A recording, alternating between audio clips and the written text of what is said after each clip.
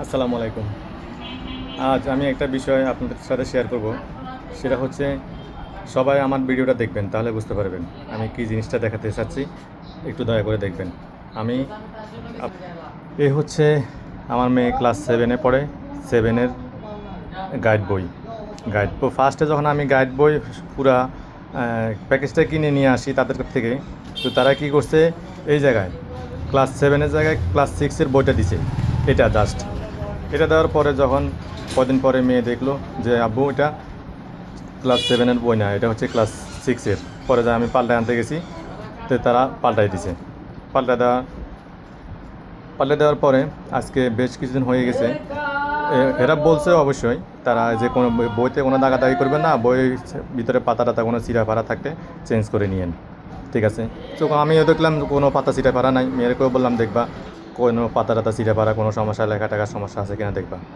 তো দেখলো না, তেমন একটা নাই।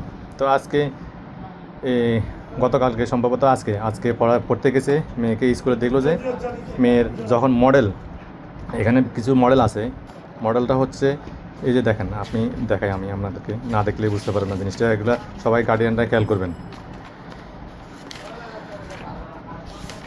কিছু পড়া আছে, পড়া বলতে সেটা এক থেকে, আমি আপনাদেরকে দেখাই।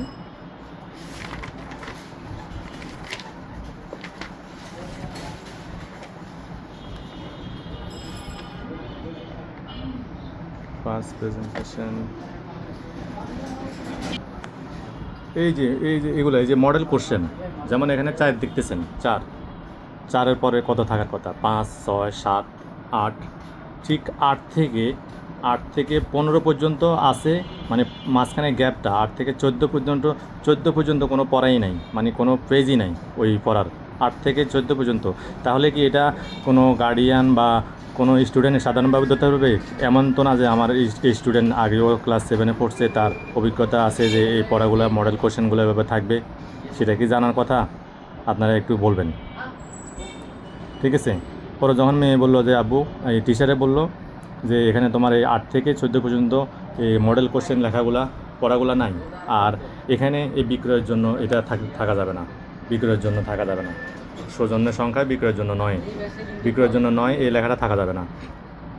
তো যখন আমি এখন দোকানে নিয়ে গেছি, নেওয়ার পরে ওনারা বলতেছে ঠিক আছে ভাই, আমরা পাল্টা দিব, কোনো সমস্যা নেই। তো দেখে যে ওনারা দেখছে যে এই যে জায়গায় লেখা আছে মেয়ে তার নাম, রোল নাম্বার লিখে রাখছে। বলছে যে ভাই আপনি বলেন কোনো লেখা থাকলে কি আমরা চেঞ্জ করতে পারবো বা কোম্পানিকে দিতে পারবো, এটুকু বলছে। পরে আমি কিছু বলতেছি না, আমাকে দেখেন কিছু করা যায় কি না, ঠিক আছে। পরে বলছে আমরা লেখাওয়ালা বই কিছুই করতে পারবো না। পরে সে যখন 1-2 মিনিট পরে একটু পৃষ্ঠা উল্টায়া দেখলো যে এখানে টিকমার আছে, এখানে টিকমার আছে। টিকমার দেখে বললো ভাই দেখেন আপনার এখানেও টিকমার, আমি না হয় এই পেজটা ছিঁড়ে ফেলে দিলাম, এই পেজটা ছিঁড়ে ফেলে দিলাম, তাহলে আমি টিকমারগুলা যে কলমে দাগ আছে আমি এগুলো কী করব?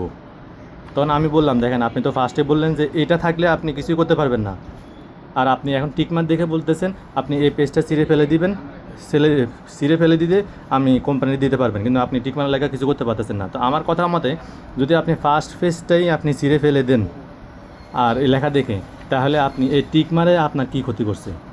আমার সেই প্রশ্নটার উত্তর সে দিতে পারে নাই। বলছে যে আমি কি এটাও ছিঁড়ে ফেলবো? তাহলে আপনি যদি প্রথমেও বলছেন আপনি কলমওয়ালা দাগওয়ালা কিছুই দিতে পারবেন না, নিতে পারবেন না, তাহলে আপনি যখন টিকমার দেখছেন, টিকমার দেখে বলতেছেন আপনি এই পেজটা ছিঁড়ে ফেলা দিবেন, তাহলে আপনি কোম্পানি দিতে পারবেন, তাহলে আপনার ওই টিকমার এই লেখার অনুযায়ী টিকমারে আপনার কী ক্ষতি করছে?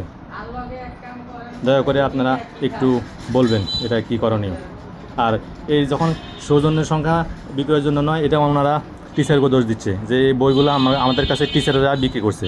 তখন টিচাররা বলতে পারে না যে বইগুলো তো আমরা বিক্রি করছেন। এগুলো জানি না কতটা সত্য কতটা মিথ্যা আমি জানি না। এটা নাকি টিচাররাই ওই বই দোকানে বিক্রি করে আর বই দোকান থেকে বিক্রি করে। দয়া করে এইগুলা এই লেখাটা বই কখনোই কিনবেন না। যে বিক্রি করুক, যে দোকানে বিক্রি করুক, আপনারা কেউ কখনও এই ধরনের বই কিনবেন না বিক্রয়ের জন্য, ঠিক আছে। আর এটা আমি কোন দোকান থেকে নিয়েছি, আমাদের এই রেলগেটে বিক্রমপুর বই দোকান যেটা, ওইটাই একদম প্রথম দোকানটা, কমিউনিটি মেডিকেল রাস্তায় যেটা আছে প্রথম দোকান, ওই দোকানটার থেকেই নিয়েছি।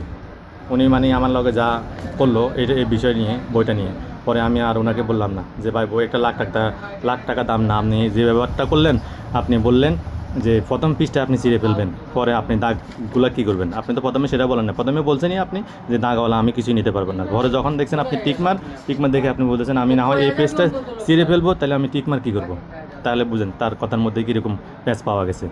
তো আমি আর কিছু বললাম না, আমি বললাম যে ভাই জিনিসটা মনে রাখলাম, আর কিছু না, বই 1,00,000 টাকা দাম না। পরে আমি পাশের দোকান থেকে গিয়ে সেম বই কিনে আনছি, ওনারা নিজেরাই দেখে সব কিছু চেক করে দিছে। তারপরেও বলছে কোনো সমস্যা নেই, এরপরেও যদি কোনো সমস্যা পান আমাদের কাছে নিয়ে আসবেন। তো এটা আজকে আমার বলার ছিল। সবাই সবার জায়গায় সচেতন থাকবেন, বই কেনা দিক দিয়ে বাচ্চাদের এগুলা খেয়াল করবেন। আসসালামু আলাইকুম।